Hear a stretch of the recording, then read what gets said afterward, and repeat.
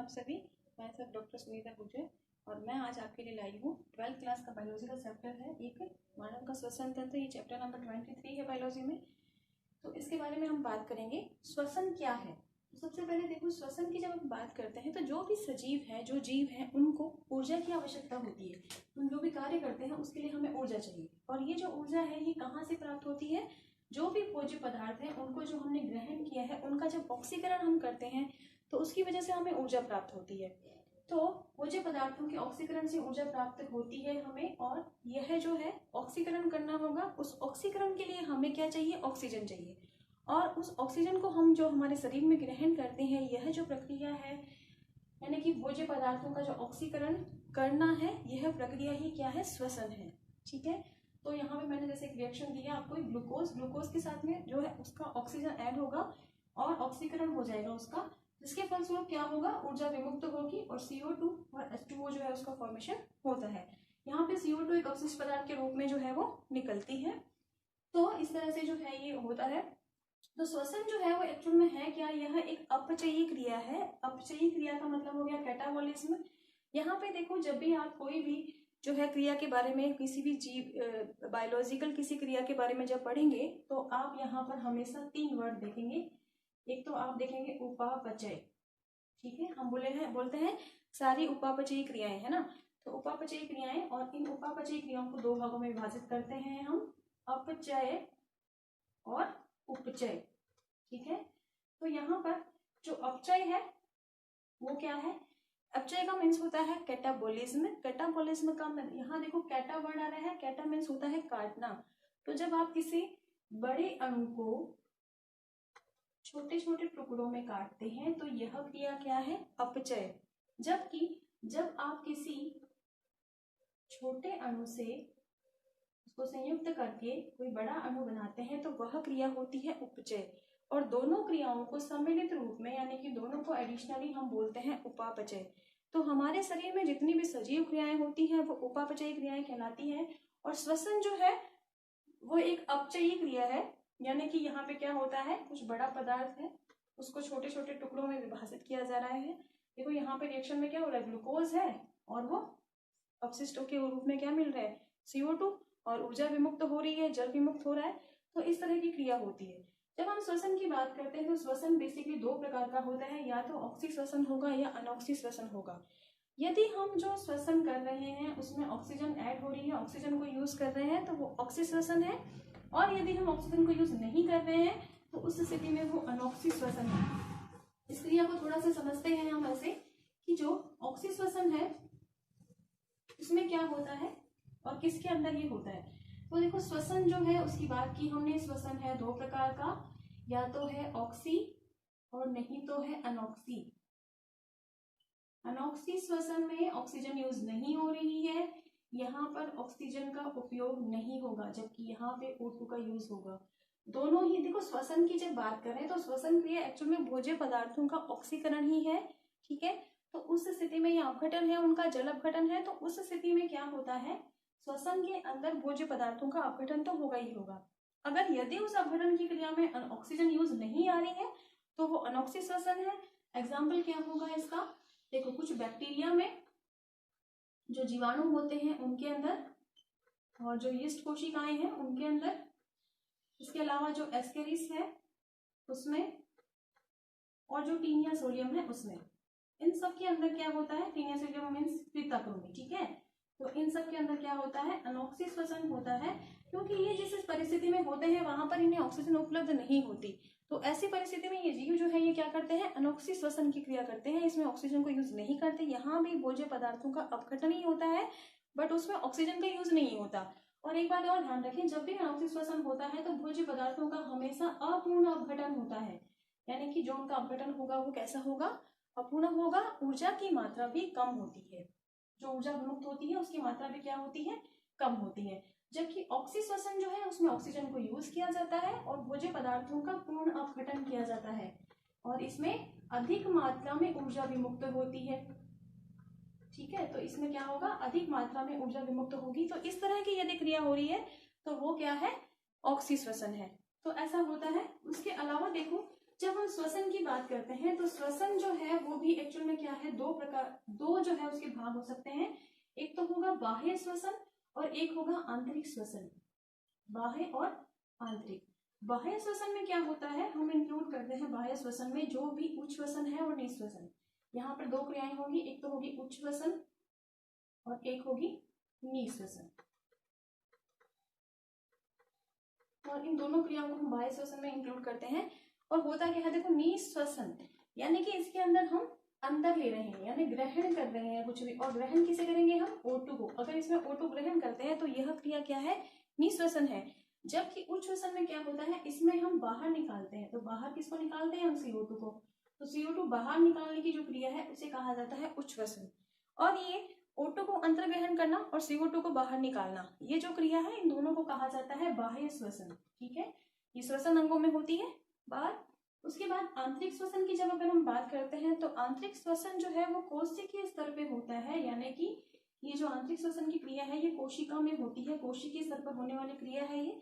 और इसके अंदर इंक्लूड होता है हमारा भोज्य पदार्थों का अपघटन। इसमें हम भोज्य पदार्थों का अपघटन करते हैं जिसकी वजह से CO2 अपशिष्ट पदार्थ के रूप में निकलती है। ठीक है, CO2 निकलेगी अपशिष्ट के रूप में और इसमें हम ऑक्सीजन को यूज करते हैं, जल निकलता है और साथ ही ऊर्जा विमुक्त होती है। तो यह क्रिया कोशिकीय स्तर पे हो रही है, इसको हम कहते हैं आंतरिक श्वसन। ठीक है, तो अब मैं इसे मिटा देती हूँ।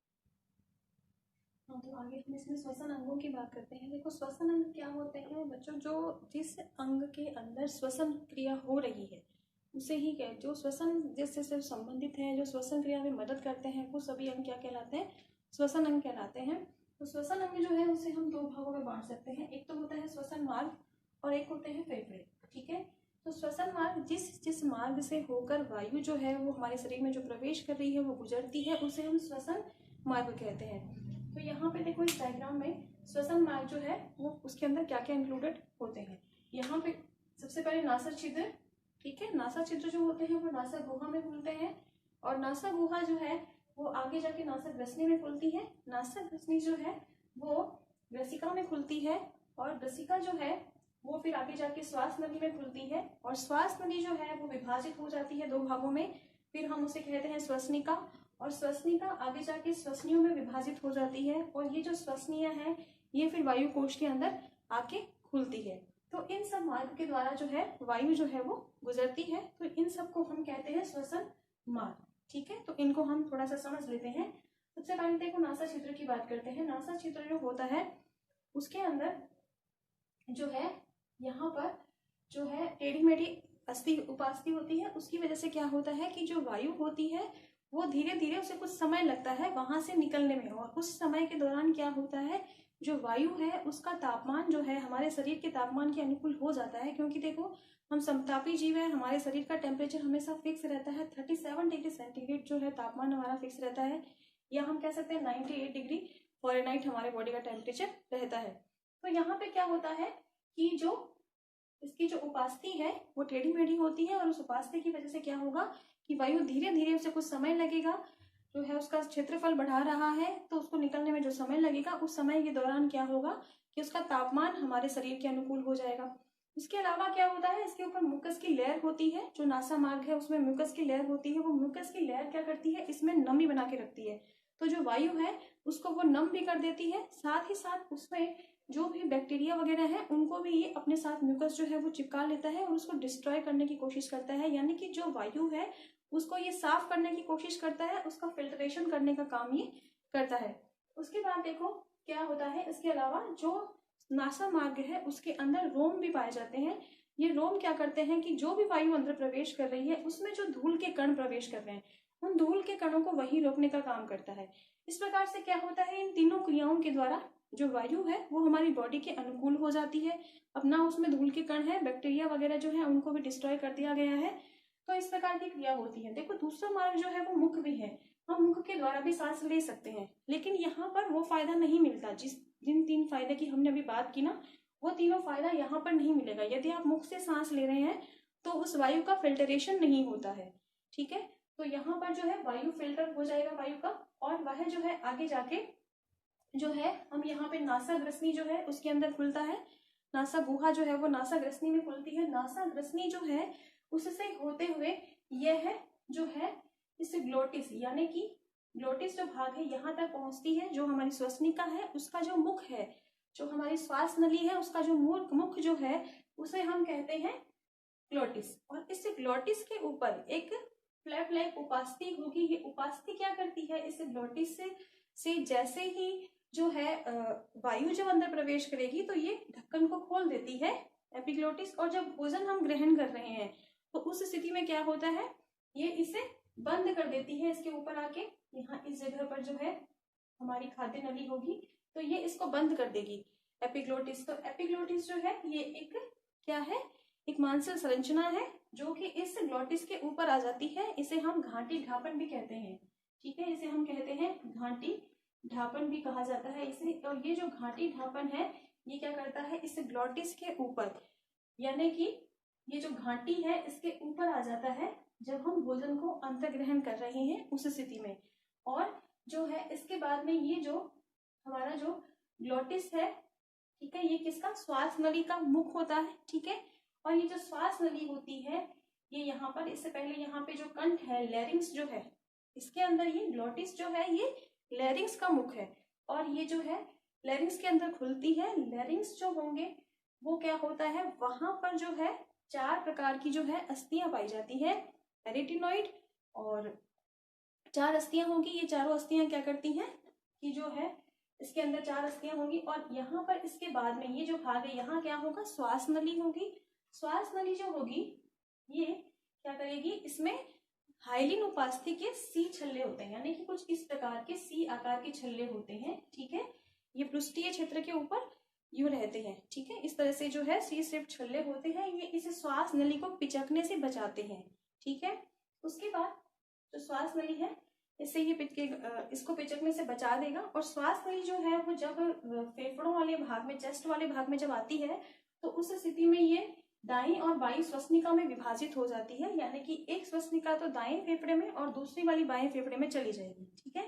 फिर ये श्वसनिका जो है वो आगे जाकर विभाजित होती है और विभाजित होकर क्या करती है, ये श्वसनिका जो है ये श्वसनी बना देती है, ठीक है। इसकी और ब्रांच हो जाती है और श्वसनी जो है उसका निर्माण ये करती है। फिर ये श्वसनियां जो है ये आगे जाके विभाजित होती हैं और उसके बाद जो है क्या होता है, आगे वायु कोश का निर्माण करती है।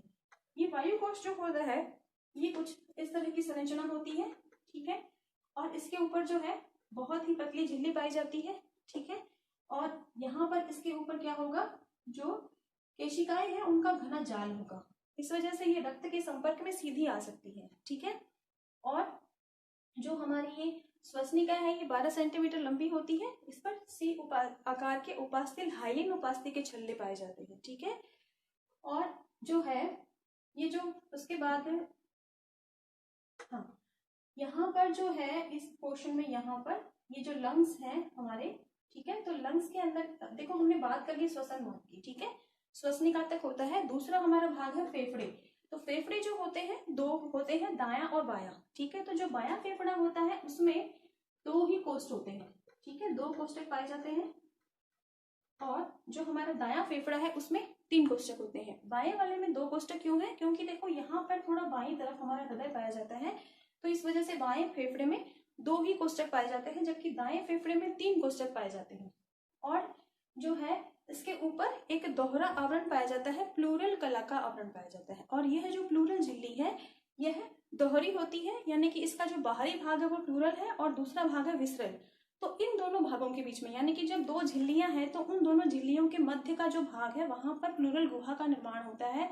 उस प्लूरल गुहा में प्लूरल द्रव भरा रहता है। यह प्लूरल द्रव जो होता है यह फेफड़ों को पिचकने से बचाता है, क्योंकि जो हमारे फेफड़े होते हैं बहुत ही स्पंजी होते हैं, सॉफ्ट होते हैं, तो उनकी सुरक्षा के लिए है ये जो प्लूरल द्रव होगा उसकी वजह से फेफड़े जो बार बार पिचकते हैं और फूलते हैं तो उनमें जो घिसाव है, जो घर्षण है, उसको कम किया जाता है।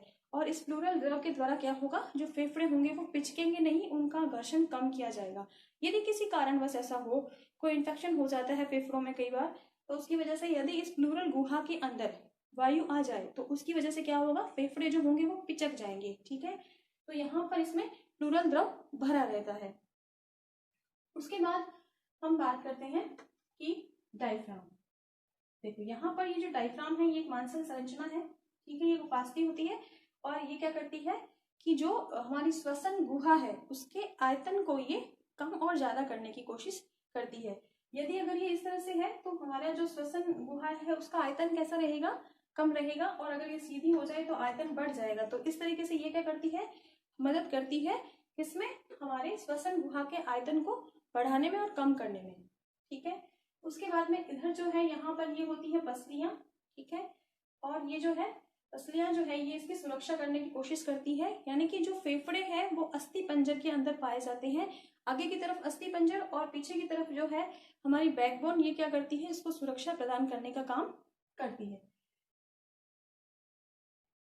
हाँ, तो आज हम इतनी ही बात करेंगे स्टूडेंट, थैंक यू। इसके बाद नेक्स्ट जो है वो सेकेंड पार्ट में पढ़ेंगे।